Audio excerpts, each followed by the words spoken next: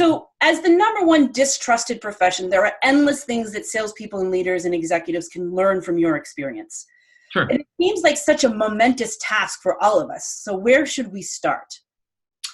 Matter of fact, I'm going out to Montana tomorrow, work with another finance company. And that's a great question. And it's actually so much more simpler than people think.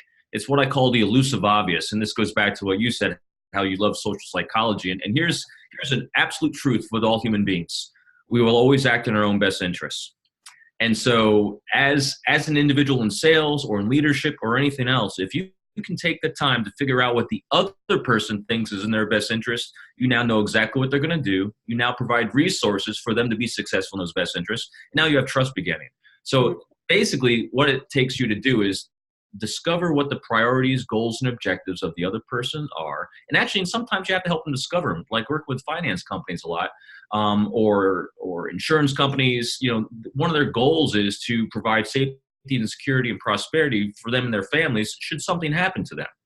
A lot of people aren't thinking about that, but actually if they can be good at conveying that message that this is what we're about and helping that person maybe discover that, wow, that's something that is important to me, then they can start making that connection. But again, you have to talk in terms of the priorities of others, take time to figure out what they are. And because if you're not talking in terms of what's important to them, you're wasting your breath. Yeah, absolutely. One of the things I say to salespeople is you have to understand everyone has their own bias and their own agenda. Your job is to figure out what theirs is. Yeah. And that's really where the not about me kind of comes into play is that if you make it about yourself and your agenda, they're never going to trust you because you're only going after what they perceive you want.